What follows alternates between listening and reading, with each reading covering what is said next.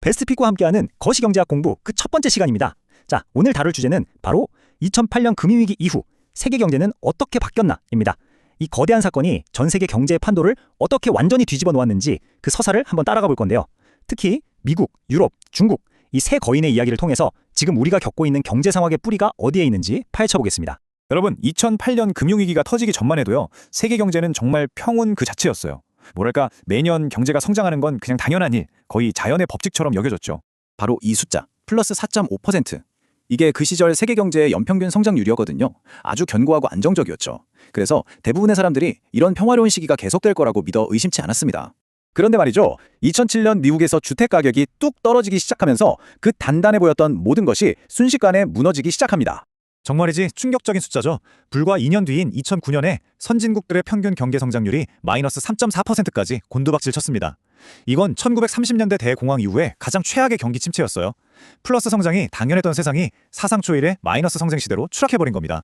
그럼 여기서 진짜 중요한 질문이 생기죠. 아니 도대체 어떻게 미국 부동산 시장이라는 그 작은 불씨 하나가 전 세계 경제를 통째로 집어삼키는 거대한 화재로 번질 수 있었을까요?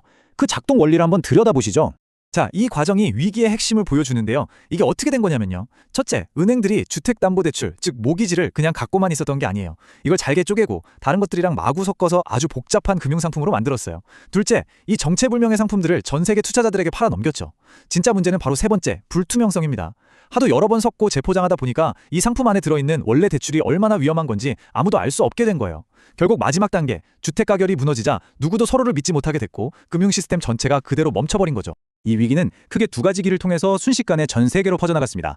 첫 번째는 무역이라는 길이에요. 미국 사람들이 지갑을 닫으니까 다른 나라들의 수출이 급감했고요. 두 번째는 금융이라는 길. 위기에 빠진 미국 은행들이 해외에 투자했던 돈을 급하게 빼가면서 전 세계적으로 돈줄이 꽉 막혀버렸죠.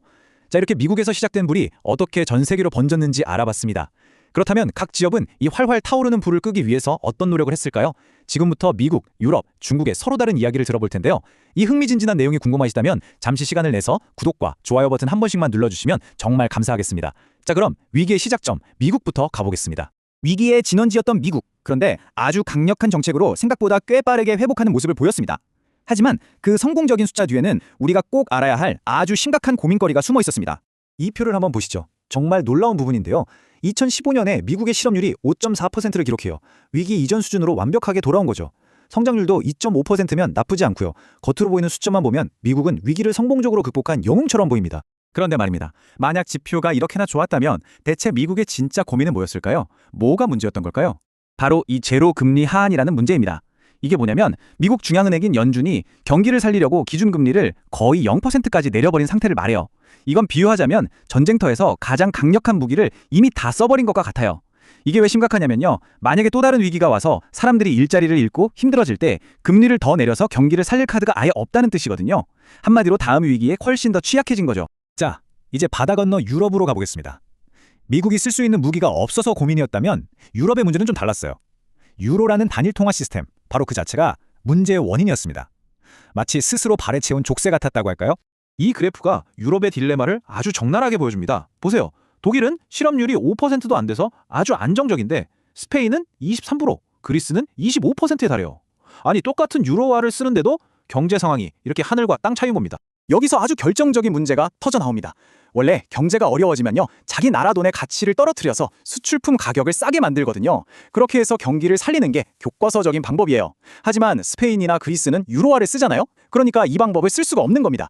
경제 회복을 위한 가장 중요하고 강력한 무기 하나를 스스로 포기해버린 셈이죠.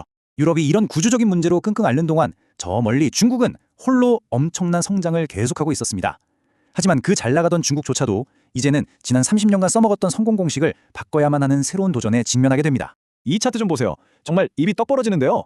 중국 경제의 거의 절반, 무려 48%가 투자로 이루어져 있다는 뜻입니다. 참고로 미국의 투자율이 19% 정도거든요. 이걸 비교해보면 중국이 얼마나 압도적으로 투자를 통해 성장했는지 알 수 있죠. 이게 바로 메이드 인 차이나의 기적을 만든 핵심 엔진이었습니다. 네, 중국은 이렇게 막대한 자본을 쏟아붓는 동시에 외국 기업들을 적극적으로 끌어들여서 선진 기술을 아주 빠르게 흡수하는 전략으로 지난 30년간 기적 같은 성장을 만들어냈습니다. 하지만 이제 그 성장 모델이 한계에 부딪히고 있어요. 언제까지나 공장 짓고 도로만 깔 수는 없으니까요. 이제 중국은 투자 중심 경제에서 14억 인구가 돈을 쓰는 소비 중심 경제로 체질을 완전히 바꿔야 하는 거대한 과제를 안게 됐습니다. 우리는 이걸 뉴노멀 시대의 시작이라고 부르죠. 자, 오늘 이야기를 정리해보면요. 2008년 금융위기는 그냥 과거의 사건으로 끝난 게 아닙니다. 이 위기는 세계 경제에 아직도 풀리지 않은 새로운 질문들을 던졌고 우리는 여전히 그 질문들의 답을 찾아가는 여정 위에 서 있습니다. 첫 번째 질문입니다. 미국이 지금도 겪고 있듯이 주요 국가들의 금리는 이미 바닥에 가까워요. 만약 또 다른 위기가 닥쳤을 때 우리는 과연 어떤 무기를 가지고 싸워야 할까요? 두 번째 질문은 유럽에 대한 겁니다. 각자 다른 나라처럼 움직이면서 돈만 똑같은 걸 쓰는 지금의 유로존 시스템, 과연 이대로 계속 지속될 수 있을까요? 그리고 마지막 질문입니다. 중국이 보여준 이 기적적인 성장은 다른 개발도상국들도 따라할 수 있는 일종의 성공 공식일까요?